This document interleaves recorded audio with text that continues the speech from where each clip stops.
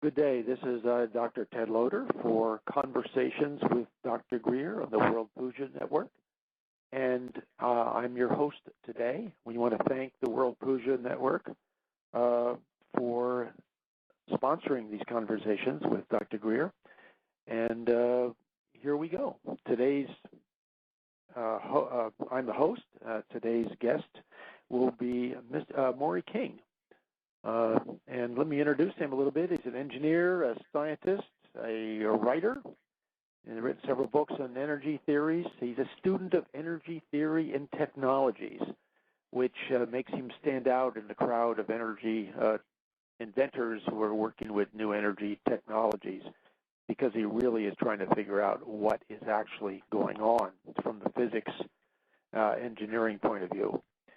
He's, as I said, he'll talk about his books in a minute. He's been a speaker at many Tesla Tech conferences. And with that introduction, welcome, Moray. Well, thank you very much, Ted. What I'd like to do is, if you could describe, maybe right now might be a good time to start, describe a couple books you've written where you can get a hold of them, just so people are aware that you've actually done something in this field. And then we'll go on talking about water, fuel, the future, theories, and other things.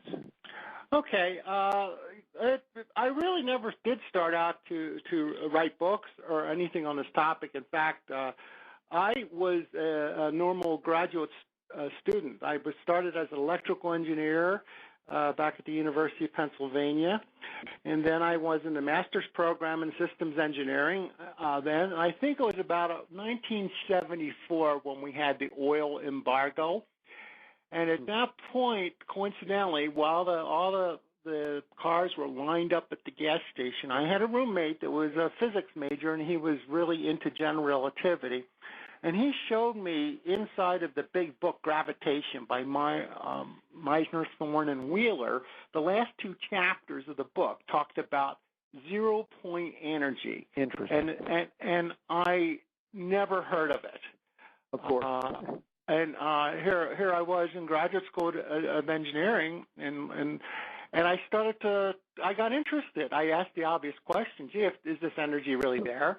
And if so, can it become an energy source? So I interacted with my professors in the engineering school, and not one heard of it, not one professor. Wow. However, when I went to the physics department, then I could start talking to physicists who had heard about it. And even there, they don't even teach it to undergraduate physics. It starts to be mentioned a little bit in the textbooks of quantum mechanics, especially quantum electrodynamics. But before you even hear of this energy, you need to be a graduate student in physics.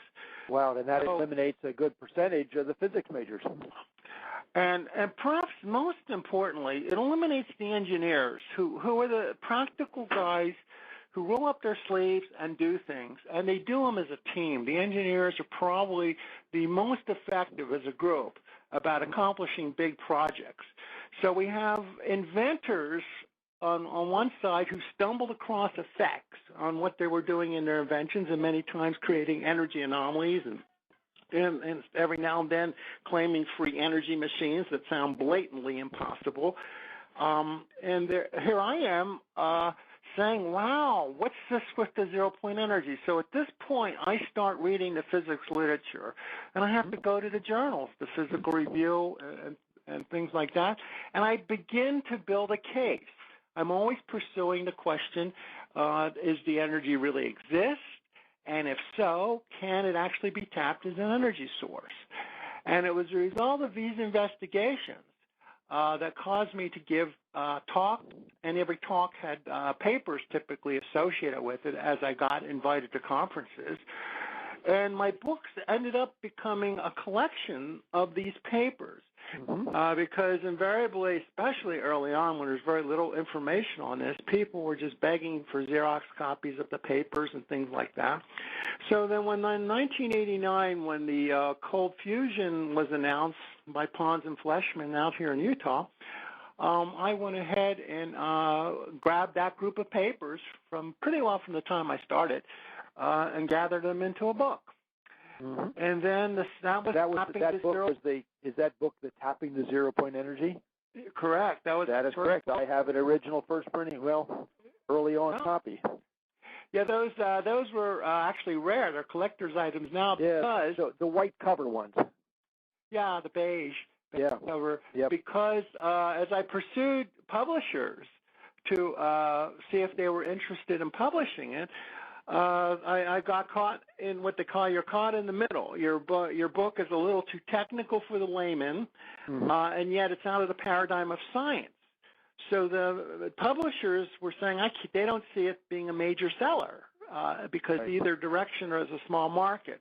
So I ended up actually finding a printer up in Salt Lake and printing and publishing it myself. Wow. And what happened was Adventures Unlimited, Adventures Unlimited Press, were kind of experts in distributing esoteric books worldwide. So I asked them, hey, would you guys be interested in just, fronting these books and selling them? And they were. And they were surprised. It sold very well. Good. At that point, and so at that point, when it came time to gather up the next group of papers, this was in 2001, they were very eager to publish it. And so from then on, they became the publisher of the book. So the second book is called Quest for Zero Point Energy. And then eventually, I think it was in 2005, it came out with my third book, which was The Energy Machine of T. Henry Moray. Right. And the last name was quite a bit of synchronicity for me because this inventor who lived in Utah, his last name is spelled identically to my first name. It was the first time I've encountered that name synchronicity in my life. And I felt I was destined to write that third book. And the third book was basically a presentation. I gave the slideshow, I think, originally in 2003 back at the Conference on Future Energy in Washington. And I was constantly being clamored for copies of the slides. So what I thought I'd do is just annotate my slides there. That book was a picture book, basically that presentation. And in the second half of the book, excuse me, were all the references that I gathered up for my research, which are hard. They're a bit esoteric because they're not from the web. It was before the web occurred, and these were literally from the libraries, the standard libraries in physics, where I could dig up the support that I needed to build the case for tapping the zero-point energy. That is, that's a wonderful story how it's evolved, and I've enjoyed your name your name coincidence there. Would you explain for our listeners, many of whom have heard Dr. Greer and myself and others speak about 0 point? What's your simple definition of 0 point energy that somebody in the elevator might be able to understand? How do you view it in a sort of an English word sort of terminology? Well, the phrase 0 point refers to absolute 0 degrees Kelvin, meaning what is the nature of the fabric of completely empty space? No light, no heat, no matter. Is it a void, or is there something going on in this fabric of space? Well, it turns out there's something going on. It's fluctuations of electromagnetic field energy at a very, very tiny scale. In fact, 20 orders of magnitude below the size of the elementary particles. Think of it as microscopic lightning. And down at what's called the Planck length, and it's on the order of 10 to the minus 33rd centimeters. And so you have this blinking of energy inherent to the fabric of space. It's natural to ask the question, gee, where did it come from? How did they know it's not a propagation. It's just inherent to the fabric of space itself. They said, it's the source of the Heisenberg uncertainty principle. It's an underlying jitter that occurs in all systems, and it's the foundation of quantum mechanics, this underlying jitter. I like that term, underlying jitter. That sort of is a nice description, or you can kind of feel what you're saying there. Go ahead. Right.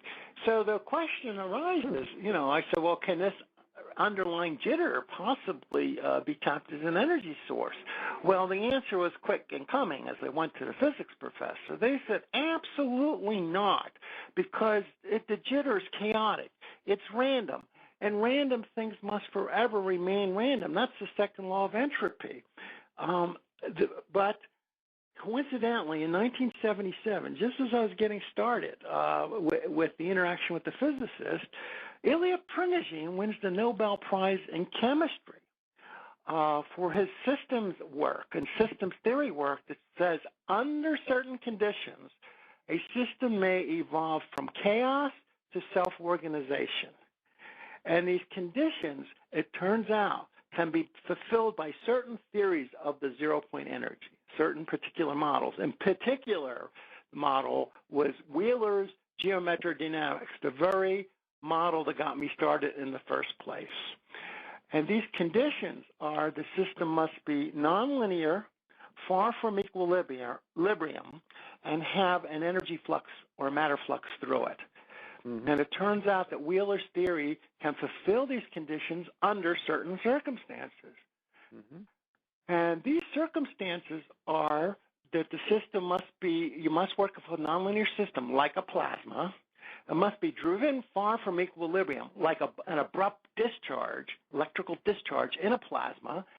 And furthermore, number three, there must be a flux through it. And it turns out that the energy flux of geometric dynamics is essentially a flux from a higher dimensional space that passes through our three-dimensional brain or our three-dimensional space. They call it brain theory now in string theory, and they recognize this to exist. Back when I started, they thought I was a kook when I suggested that this existed, but I was just really quoting Wheeler's work. Sure. And therefore, it offers the opportunity for self-organization.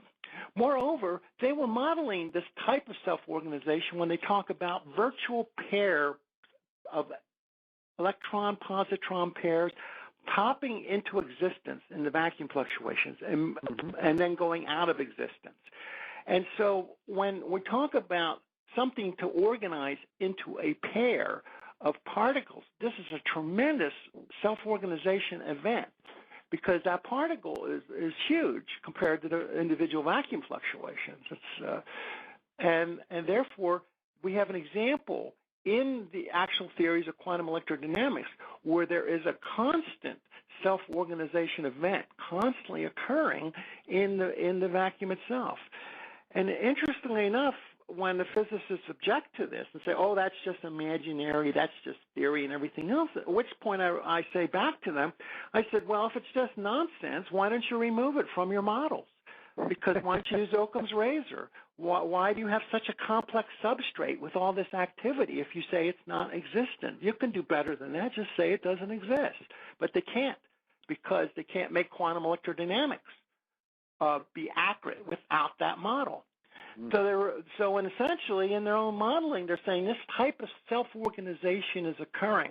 The thing where they really have trouble with, that it could actually occur on a larger scale than just the elementary particles, but it could occur with an interaction between plasmas and the zero-point energy where you could activate, cohere, and have that coupled into a collective of the plasma in a self-organized fashion that's recognized to exist, called a plasmoid, which is basically a torus form, a vortex ring of plasma that has anomalies, experimental anomalies of excess energy and excess force associated with these forms, these plasmoid forms.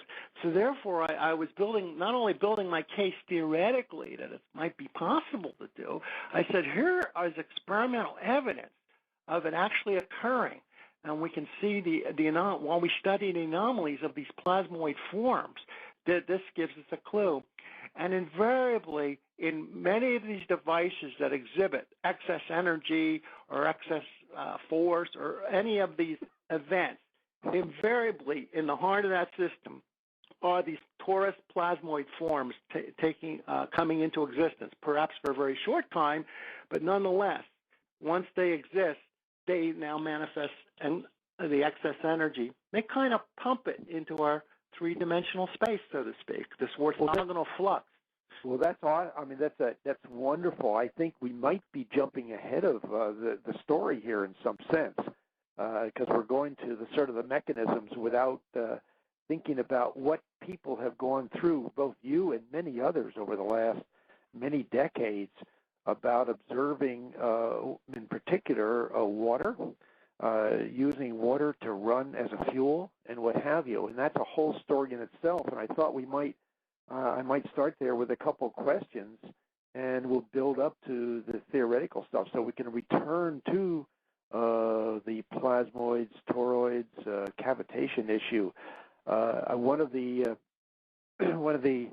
pioneers, if you will, in the whole field of water to fuel or using water as a fuel through some mechanism was Stan Meyer. And he had a number of examples of technologies. I assume you've read his work quite extensively at some point. And any sense of what he was doing? I had a number of interactions with Stan Meyer. Oh, good. He came to my workshop conference in the early 90s at the Denver conference on zero-point energy. I wrote Stan. I says, you realize where your energy's coming from. It's really not coming from the water. It's coming, he called it a universal field. Yeah. By the way, I might add a footnote regarding Stan Myers. He had a twin brother, Stephen. Oh, I know. Yes, I've spoken with Stephen. Yeah, no information is lost whatsoever of that project. Steve Myers was the brains behind the project. He was the electrical engineer. I know that. Stan was kind of the salesman and the speaker, but Steve was really the guy doing the work. And so what's great is if Steve would love to participate, he could glorify his brother, who was assassinated. We know about that story. Yes. And basically, I don't believe they realized exactly what the effect was. There was a zero-point energy effect. Water was not the fuel. Water was simply the medium for which we made these forms, these torus forms, coincidentally. And then when they get abrupt discharge in the cylinder itself of the internal combustion engine, that's when they turn into plasmoids. They're approximately, these water clusters are approximately a micron, perhaps less, because it manifests the gas. It's essentially the second component of Brown's gas. And then when these get ignited, they become plasmoids, and plasmoids, there's lots of evidence that these abrupt discharges in water, especially if we have this form pre-made, exhibit both anomalous force, anomalous acceleration, which is part of the anomalous force, and anomalous energy, of course, which makes the piston move. We're not just doing the simplistic, let's make some hydrogen, let's put the hydrogen in the cylinder, let's burn the hydrogen, heat up the air, and move the piston. That's traditional internal combustion. Sure. Highly, highly inefficient. Perhaps these things are about 20% efficient because we're wasting most of that chemical energy as heat. Yeah. Exactly. All we did was heat some air and move a piston. With these clusters, we're milking a second anomaly that's not well recognized at all, is that when you make these torus forms of plasmoid, they tend to self-accelerate. And thus, they tend to move the piston on their own without heating. And, of course, in these water experiments, because there is some residual hydrogen, most of all of these subtleties are being completely lost by most of the investigators. Right, because the gas produced, the hydroxy or Brown's gas, is a mixture of hydrogen, oxygen, and other stuff that you're speaking of. Right. And, of course, nearly everyone, I'd say, across the web, and most everyone investigating this, probably with the exception of George Weissman, because he's been investigating very carefully, just simply believes it's hydrogen. Yeah. But obviously, hydrogen can never make these units, especially if one makes a genset that's just a generator, engine combination like a Honda generator, and get that thing to self-run with an electrolyzer, and there's claims of doing this. Just idling that is an extraordinary claim because it can't be hydrogen. Not only does it cost you more energy to disassociate the water and the hydrogen than you ever get back when you burn it, but more importantly, the high inefficiency of the internal combustion engine. Sure. If it's only going to be 20% efficient, and all we're going to do is heat air to move the piston, we're talking about an extraordinary excess energy, 5 to 1 over the stimulation energy, right? Certainly, hydrogen can't even come close to explaining that. Well, I've heard people speak of this over the years, and I've personally seen a lot of Stan Meyer's equipment and things a few years ago when the Orion project was involved with it, or trying to get it. And first of all, Stan Meyer was using a pulse of voltage changes, very rapid pulses. So he was, as you said earlier, sort of knocking the system out of equilibrium to produce his hydroxy gas in this system. I always assumed, and others have too, and this is where I may be wrong, I don't know, that in doing this, it kind of shakes up the water molecules so that they break apart. It's sort of the system. The water goes into resonance with the voltage, whacking it, if you will, in a non-scientific term, so that the water kind of breaks apart. The normal energies that hold the hydrogen and oxygen together in the water molecule come apart easily. It's like somebody pushing a swing, and just a gentle push at the right moment in the swing as the child goes back and forth causes the child to swing higher and higher without apparently putting a lot of energy into it, because the system is in resonance. Any comments about resonance issues in the whole process? Oh, yes. In fact, that was my starting hypothesis when I first focused on these Brown's gas type electrolyzers as a research project. I heard a talk in 2006, and I just said, okay, I'll pick that as a topic, and I sent in my title very early. I said, disassociating water with the zero-point energy. I had the hypothesis that somehow we're activating some zero-point energy, and it's helping us to disassociate the water for less input energy. And that's what my hypothesis was, perhaps just like everybody else in the world and on the web, thinking, okay, that's what likely is happening. When I started to drill in on the research, I completely changed my mind. And I said, no. This is why I'm asking.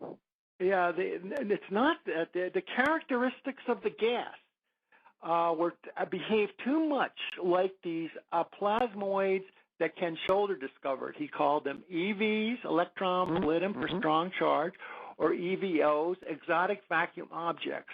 It was seeing the coincidence of the nature of this flame, this Brown's gas torch, and what it could do to the metals, completely discovery of Ken Shoulders.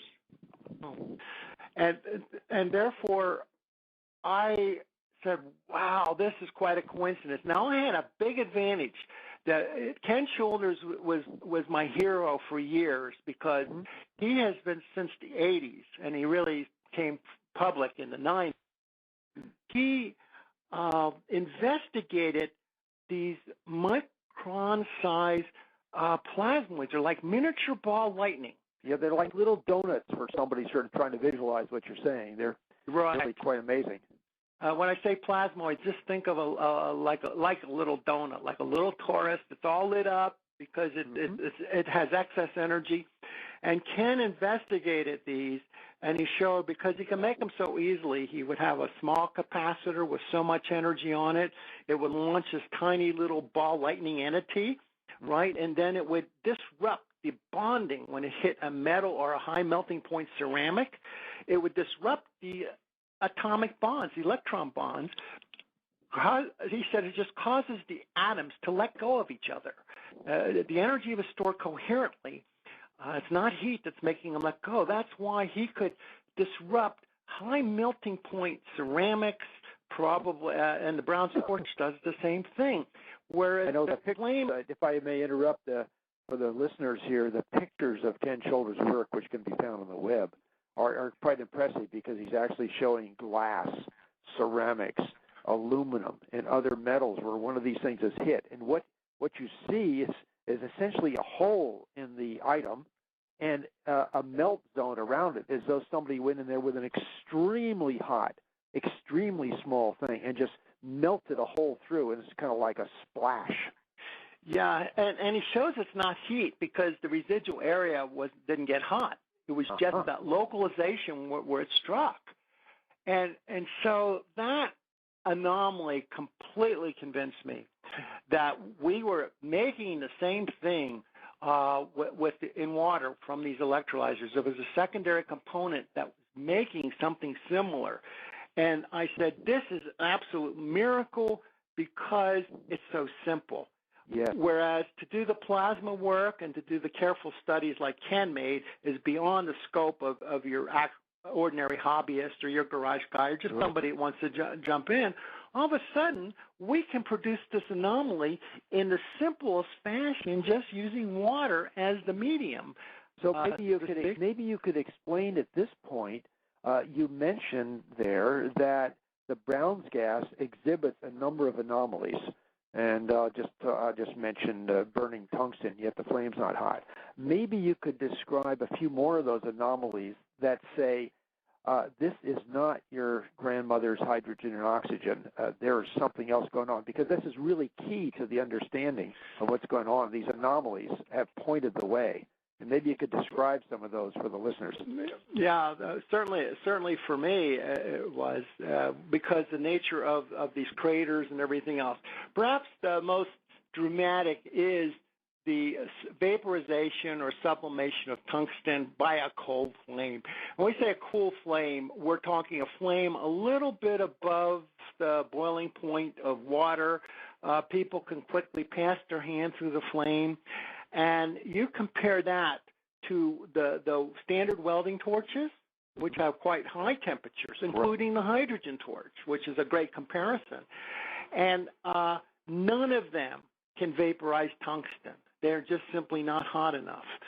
And yet the Brown's gas torch can do so, vaporize it or oxidize it. And it's only after the torch hits the metal does the interaction get hot. Because what happens, it causes the electron bonds to let go, and then as the electrons collapse back to the ground state, that's when the heat gets generated. So we convert it from a coherent storage mechanism in that torch back to heat as a result of the interaction with the metallic surface. So that was the number one huge anomaly. The other ones were just simply unbelievable. And the second anomaly was, gee, there seems to be rumors of transmutation when the flame seems to interact, or sometimes even in the electrolyzer itself, there are claims that, gee, there's transmutation on the plate. Now, element transmutation is considered at these low-type energies, it's like cold fusion, it's considered impossible. You're asking somehow the nucleus to change. Right. In fact, I remember taking a nuclear chemistry course many, many years ago, and transmutation was one of the great no-nos, except for radioactive elements, of course. But under normal or possibly a particle accelerator. Yeah, exactly. Right. Because now you have a single particle that you can ram into the nucleus after taking it through. That's huge. But that's not low temperature stuff. But to get something like that from these plasmoids, right, is just considered absolutely out of the question. And so Ken Shoulders was demonstrating it. He gave a talk, I believe, at the conference number 10 on cold fusion. He gave a slide presentation, which you can download from his website, showing he's getting nucleosynthesis, which means these plasmoid strikes, these little strikes, were creating elements all over the periodic table, not just moving one nucleus, over on the periodic table, just one atom or two. This thing was bizarre. And now you think just an ordinary transmutation is bad. This is worse as an anomaly. Nucleosynthesis means we're getting way over the top. So Ken, being a nice guy, was simply politely ignored. He was demonstrating this in his experiments. However, Ken was not alone on these experiments. The Russians, the Ukrainians, the Russians are now interested, were making large plasmoid strikes. They make big ones, about the size of a centimeter. Wow. And they hit very pure targets, like pure targets of copper, that they make extremely pure. And when they strike one of these, it really blows the heck out of the target. Mm-hmm. But they see nucleosynthesis in the residue. They see that all over that smashed target, they find elements all over the periodic table. And not only that, they have unusual isotopes not readily found in nature. Uh-huh. And they're doing the same experiment, except at a larger scale, sure. Producing nucleosynthesis. And the Russians are extremely interested. They have a conference every year on this topic. I think Transmutation and Ball Lightning is the title of the conference. Mm-hmm. Their professors are paid to come up with theories, try to explain this. They repeat the experiments. It is the best transmutation experimental work on our planet. Is being performed by the Russians. And Proton 21 is the name of the laboratory, and it's readily, they have a nice little PDF booklet showing what they're doing, and anyone interested can go look it up. This work is completely ignored in Western academia. So we have perhaps the biggest anomaly occurring there. And so, of course, that has some very important implications for the dudding of nuclear waste. Oh, of course. If you have transmutation and it really occurs, then if you start engineering that effect, you could say, gee, if I have some nuclear waste, can I transmute it to something more benign? And the possibility certainly exists. But first things first, we have to recognize that this anomaly that I would say way out of bounds. So if you look at how bad it is, cold fusion is bad enough. That's just making a deuterium fusion. And then if you say, transmutation, meaning the palladium or the nickel and the electrodes could switch over to something nearby, like claimed in the latest Rossi announcement, where I think he's converting nickel to copper or whatever. But to then, now you have to overcome the Coulomb barrier and all the standard arguments against it all apply. And then to say I have nucleosynthesis, that means I'm all over the periodic table. It really, really implies that our modeling of the nucleus is inadequate to explain that bizarre effect. And that's probably the number one reason it's pretty well ignored. They said that can't be, it would blow out our models. The Russians are willing to explore new models trying to explain this, and they do. Well, the trouble is our approach in the U.S. has been to say we can't do anything with it and bury it in Nevada or try to bury it somewhere and wait 100,000 years or a very long time. Oh, right. Well, see, we have to, before we can even apply engineering, right, if the engineers don't believe it's possible, nothing gets done. Right. We have to show by experiment there's a new effect here, and then accept the fact that it's happening. Once that's accepted by our scientific community, then it's not hard to then ask the next question, just like you did. How do we do it? Oh, can we apply it to a project like nuclear remediation? That step's not hard to take. The first steps are the toughest because it has to overcome the belief, the paradigm of what is possible by our scientific community. They just say it. When you know something's impossible, you will not look. It's just that simple. Right. Right. It will be ignored. It'll be ridiculed. It simply will not be explored, and no progress will be made. That's why this entire discovery really has to come out from outside of academia, to come from the inventing community. And that's why these electrolyzers got me so excited, because I thought, now finally something simple enough that inventors can play around with this, become successful. If it spreads enough, then the students will be interested, and then the students will approach their professors, and there'll be a few professors that get interested. Right, that's the hope. And then things gradually change. Now, it's tough on the professors because look how badly Pons and Flesch were mistreated. Oh, my gosh, yes. still. Nobody wants that. There's so many examples in the history of science. I was going to just say the history of science is replete with impossibilities that are common everyday things today. Correct. And the mistreatment of those people making those discoveries was to me, it was just an abomination. It's just horrible. Perhaps I like to point out what I think is the worst example that ever occurred in science was Boltzmann himself. Boltzmann was rejected so badly by his peers that he got very depressed and committed suicide. And what he came up with was the statistical atomic theory of thermodynamics. It was an incredible mathematical breakthrough for the foundations of thermodynamics and our science today. Mm-hmm. And he was ridiculed so badly that he ended up taking his own life. So it's a travesty. And of course, the history books are just full of examples. Sure. Wright brothers are a great example. Oh, yes. That's considered impossible, and yet they're doing it, etc. It was considered impossible years after they were flying around the country. Yeah, isn't that something? Yeah. And see how now Fleischmann passed away, but Pons will likely see the vindication of his work because there's enough replication occurring on these nuclear transmutation events.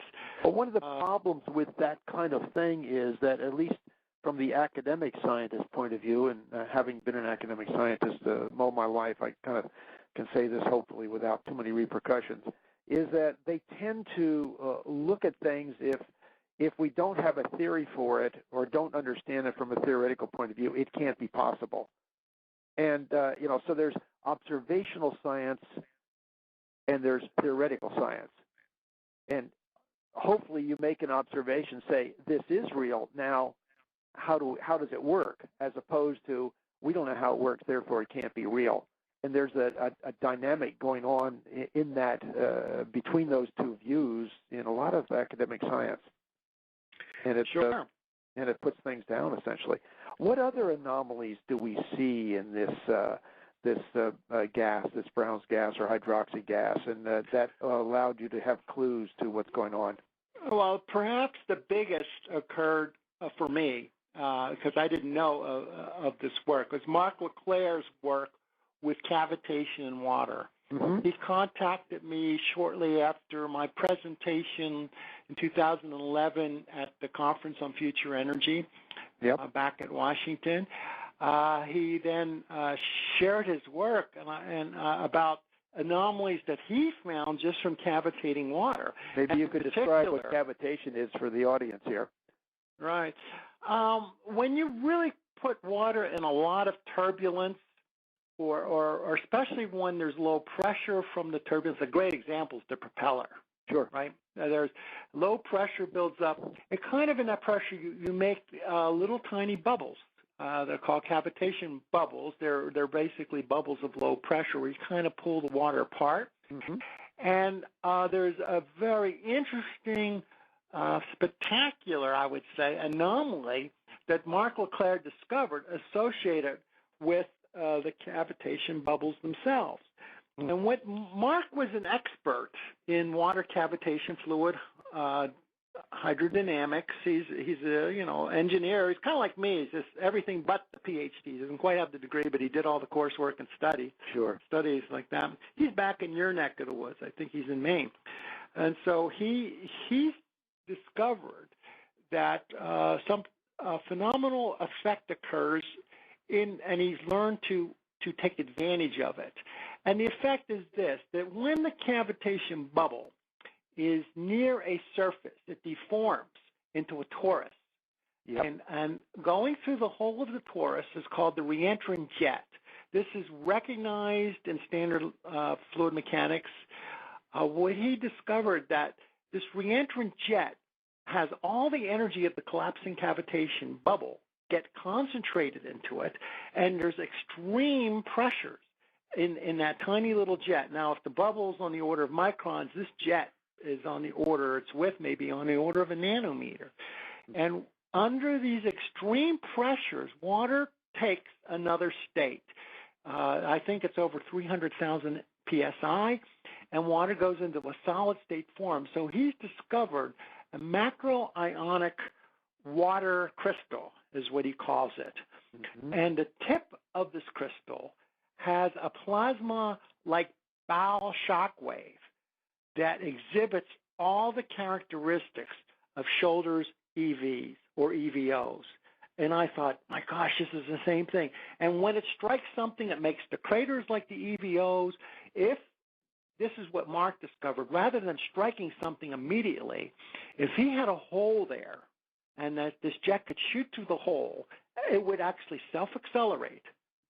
Similar phenomena that Ken Shoulders recognized from this Bow shock wave. And then when it strikes the next target over, the next plate over, mm-hmm. It then exhibits the transmutation in the form of super or nucleosynthesis. Supernucleosynthesis. The super means this looks like what supernovas do, the type of nucleosynthesis they do. And as he studied the nature of the material, the isotopes in the target where these craters were from being struck by these things, he found they were in multiples of the helium nucleus. The alpha particle, that's 2 protons and 2 neutrons, and these unusual isotopes are all over the periodic table. It's basically the same discovery that Ken Shoulders made with plasmoids.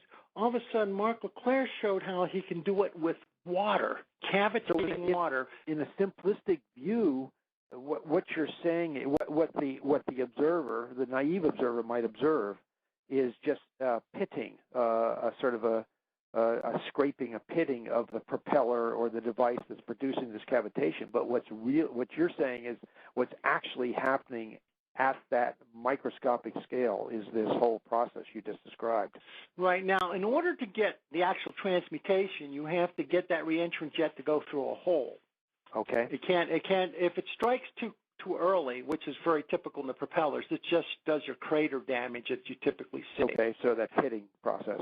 Right, but if it should go through a hole, that water crystal undergoes the self-acceleration phenomena and builds up energy. And then when it strikes something at the far side, another target, that's when the transmutation occurs. This was Mark's spectacular discovery that water cavitation under these particular circumstances could actually cause nucleosynthesis. This is so way over the top. It's unbelievable. So we have, basically, it's the third experiment of doing nucleosynthesis. We talked about Ken Shoulders' EVs. We talked about the Ukrainians with the Proton 21 laboratory. And now we have Mark LeClair, whose website is nanospireinc.com, sharing information on this discovery because he seeks replication. He desperately needs an ally in the standard physics or chemistry, or any professor willing to repeat the experiment. Right. And boy, I tell you, that's a tough fellow to find because they basically are, it's too crazy. They'd be scared off by this paradigm change, and think of the ridicule that would fall on their head. Well, part of the problem with academic science, having, again, been in that field for all my academic career, is that experiments and proposals that you put together need to be funded so you can get promotions and all the rest of that sort of thing. And in order to get something funded, you have to propose something that your peers agree with or think is a good idea. And if you're too far out on a limb with your peers who review proposals and recommend or turn down proposals, you never get these outside-the-box things done. And since all these experiments for an academic person who's pulled in multiple directions, they try to go with something safe or something gets funded because that's sort of the name of the game. It's sort of in some ways, the whole field is almost self-defeating in terms of new discoveries. In fact, the discoveries should be incremental, not giant steps for mankind sort of discoveries, which is what we're talking about here. Probably this is the case throughout history. A great book, Thomas Kuhn's The Structure of Scientific Revolutions. Mm-hmm. Same thing. It's completely rejected by the academic community at the time. It really takes a whole other team doing the experiments and believing in the new paradigm. The old team refuses to even look at those experiments. They just agree it's nonsense, and therefore it won't look. And typically what happens, the way the world changes, is they die out. Right. And the new generation picks up on the new paradigm. And that was the point Thomas Kuhn made in the book. So it's human nature that's really blocking the discovery. So back to this gas, this magic gas here, how is the excess energy stored within the hydroxy gas so it doesn't self-destruct? I mean, I've read and seen the experiments where people have produced the hydroxy gas and actually stored it in tanks for a period of time, and yet it's still, when they, quote, burn it, torch it, whatever else, it still exhibits some of these properties. So whatever form has been created appears to be at least somewhat stable. Any thoughts? Yeah. In fact, this is a very good point. In the first place, be sure if you're going to store it, we're looking for the secondary gas, which is heavier than air. It's not hydrogen. Your storage should be permeable to hydrogen. We should let the hydrogen vent away, so you're not storing hydrogen with oxygen. That's a very dangerous thing to do. So you have to be pretty sure that you're making very little hydrogen and you're letting it vent away from your storage mechanism. Mm-hmm. And others have done this, and you'll see that in the slide presentation, like Omasa and things like that. They're using cavitation. But this takes us full circle. What happens in this cavitation reentrant jet? What Mark Leclerc has discovered, that they can form into rings. They go, the head is positive, it can close on its tail, which is negative. Large rings are unstable, and they tend to break apart. But small rings, on the order of a half a micron, can be stable and long-term, and that's what I believe is the storage mechanism. Basically, it's a linear water-type chain of OH ions just closing into a ring. That type of thing. The Mark has measured enough on the structure of this water crystal to show that the axis has linear water isomer in it. The electrons of such a form tend to be stored in a high-energy state up in the d orbitals. Mm-hmm. And when you have a coherent cluster where the electrons are held in this high-energy state, it's called Rydberg matter. It's like a cold plasma. And all of a sudden, it's something that could actually be stable. Right. So that's in the gaseous form. Yeah, it can be, or it can be in the liquid form too. But it'll tend to bubble out because when it's small like that, on the order of half a micron, Brownian motion tends to drive it out and make it put it into a gas. But it's not hydrogen. It's heavier than hydrogen. Thus, for a chemistry department, you can put a filter in and vent away your hydrogen and study this residual gas that's heavier than air. And that's because the hydrogen molecule is so dang small. Right. Relatively speaking. Yeah, even an inflated balloon doesn't hold hydrogen very well. Right. You could put your gas in a balloon, let it sit overnight. It'll vent away most of the hydrogen, leave you a small residue. That's heavy, and it stays there.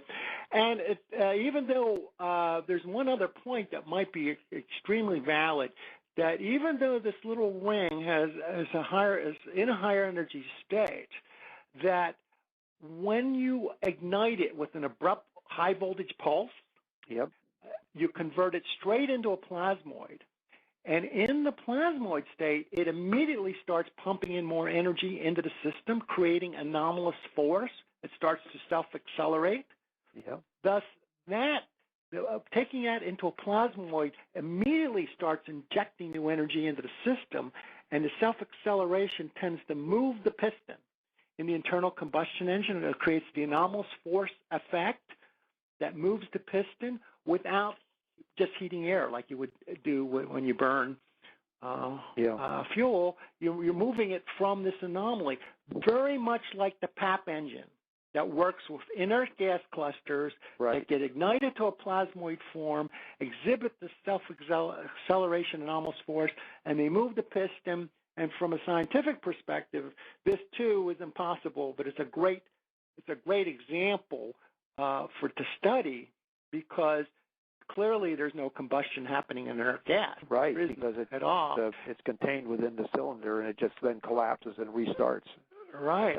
So we're milking a big anomaly. It's called anomalous force.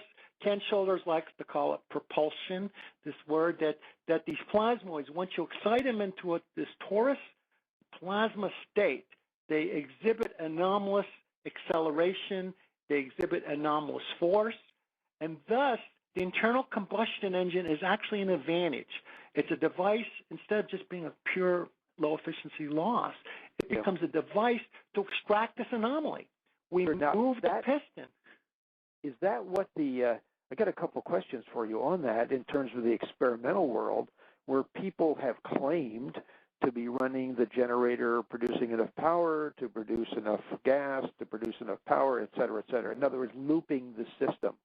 To me, the only true way to demonstrate that one actually has nailed the over-unity concept or the over-unity, the engineering, is to loop a system with excess energy available to do work. That's my own little prejudice on these things. Absolutely. So you've noted in your slide talk there are several groups that have done this, including a gentleman running a motorcycle on water and some magic ingredient he puts into it. Any thoughts of what he's doing there on the motorcycle? Yeah, I'm not sure. I'm not sure what you're referring to Steve Ryan. He's famous because he got on 60 Minutes. Right, exactly. Yeah. And we've over the years there have been a number of claims, running internal combustion engines on just water, closed loop systems where that's my only input being claimed. Nearly everyone in the scientific community just agrees that's a fraud. Because look what you're trying to overcome. Oh, sure. Especially when they say it's just hydrogen. They know not only does it take more energy to dissociate the water to hydrogen than you ever get back, but you're overcoming the high inefficiency of internal combustion engine. Sure, which means you need an efficiency of at least 4 to 5 to just sort of break even with a smidgen over. Right. That's why just self-running a genset in idle is a grand slam demonstration. You're 5X. Just to factor in all the other losses in the system, just to do that. And, of course, if you want to claim you have a new energy source for mankind, obviously it has to run itself. It's a pretty weak energy source if it can't even run itself, right? Sure. Don't bother making announcements if you can't even get it to run itself. Yep. The bottom line is, it's a spectacular demonstration. I think within the last month or so, one announcement came out of Pakistan. The reason it made press is because the leaders in Pakistan got excited, says, holy cow, let's support this thing. And the physicists in Pakistan are just shaking their heads. And don't you see that all this violates the laws of thermodynamics? Right. And the reporter in Pakistan said, I love this quote, this is Pakistan. You tell me, what law in Pakistan has not been violated? Love it. I'll probably put a slide up that says that. I loved it too. And so there you go. Every year or so, somebody comes with an announcement, and we have famous names, famous videos of the press releases and things like that, all of which is shrugged and considered impossible. And, of course, the inventors don't really help because all they know, it must be hydrogen because, after all, it burns, came out of electron, burns, what else could it be? And thus, they don't help matters by saying, I'm making hydrogen and now I can make itself run, right? Because anybody that stayed in late high school chemistry realizes that can't be done. Right. And so the explanation doesn't even come close to explaining where this big anomaly is coming from. Definitely a second energy is entering the system. And in this case, if we make these plasmoid-type clusters and we ignite them with high voltage that can come from the spark plug, then we made these plasmoids. And these plasmoids are the thing that moves the cylinders. So let's look to the future here. Now, we've only got a couple minutes left, Moray, and I want to make sure we get into here. You put together just an absolutely excellent talk as a PowerPoint or in a PDF form. Could you tell people where they might be able to find out, where they can get that if they want to find out more about this, and then we'll go back to the discussion? I want to get that. Sure. Right. All my work on this particular topic starting, I think, in 2007. All my PowerPoint presentations are available for download on the web. You get to them by Googling 3 words: water, fuel, ZPE. ZPE stands for 0-point energy. It gets to a site. The PESWiki site is what Sterling Allen made for me after I gave my first presentation in 2007. There's a summary video at the beginning of the site, and under subsequent materials are all my presentations for download. And the 2012 presentation on this topic, cavitating electrolyzers, the key to over-unity, is complete, has speaker annotation. So everything I would have said occur if you just mouse over the little orange icon, upper left. In order to see that, not all browsers will show that. You just simply download or save it on your local computer and then view it in the Adobe viewer. Then you can read all the speaker annotations and have all that as we speak. It works just fine. Yeah, and so and I think I annotated the 2009 as well, the presentation. Okay, I have the most recent one in front of me. That's good. Yeah, and the earlier ones I was making comparisons to the PAP engine. I think the analogy is great. I think the same phenomena that moves the cylinder in the PAP engine, plasmoid form, that gets ignited by an abrupt spark. That same phenomenon is happening in these Brown's gas when you use that in the internal combustion engine, especially if you make more of this cluster gas and less hydrogen. And part of the suggestions in the slideshow is to how can we make more cluster gas and not make hydrogen. We don't really want hydrogen because that's a loss anyway. So where do you see in the last 2 or 3 minutes here of our program, where do you see the major developments going on in the near future, either in particular inventors or a particular technology that's going to really bring this to the point where we can absolutely convince those diehard academics that this is real? Any thoughts? Yeah, I think massive replication. These experiments become so easy to do, and once the inventors share what they discovered on the web with each other, a lot of them are sharing already. Yes. Focus on the fact that we don't want hydrogen, we want more of this cluster gas and techniques for making it. Separate out the hydrogen so we can study the residual gas, and you'll see other people doing that. The slideshow references them. And massive replication is the key because we have plenty of hobbyists doing it. They'll interest students. Students will interest their professors, and the discovery will be made in a distributed fashion across the planet. Good. Good. Wow. Any final thoughts? Do you have a website yourself, or do your stuff, or just your books? Yeah, on this topic, it would be just the water, fuel, ZPE. You'll get to all the information on this topic. The books can be gotten from Adventures Unlimited Press. Excellent. And that's the game is lots of inventors and hobbyists come on board and just share on the web, share the information, and the discovery will be made as a group. It's kind of neat that we work together. And interestingly enough, when we work in parallel like that, the various trial and error things that are done, typically by one guy, serially, like Edison, trial and error to make the light bulb, can be done in parallel by all the inventors participating worldwide. And the discovery bubbles out really fast, especially if there's sharing of the information.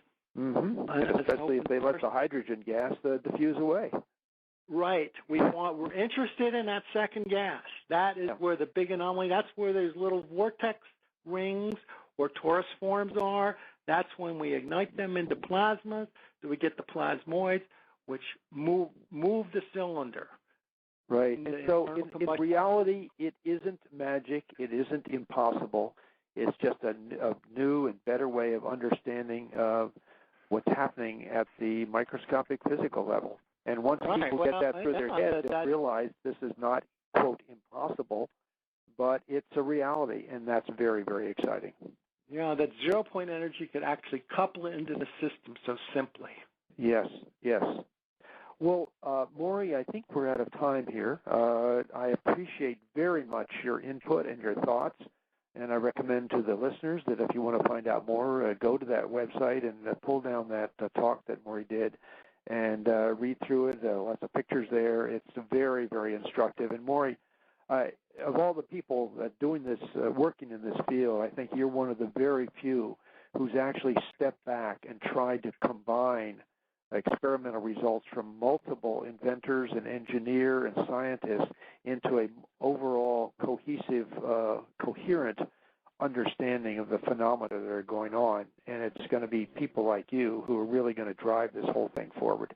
And I want to thank you very much, not only from the World Puja Network and the Orion Project, but also from the world in general, because this energy source may be understood and utilizable in the near future. Thank you. Hey, you're welcome.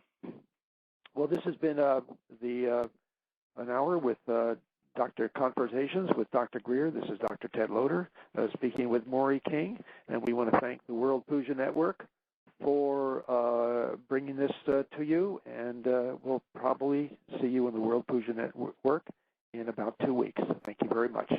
Goodbye, Moray. Goodbye.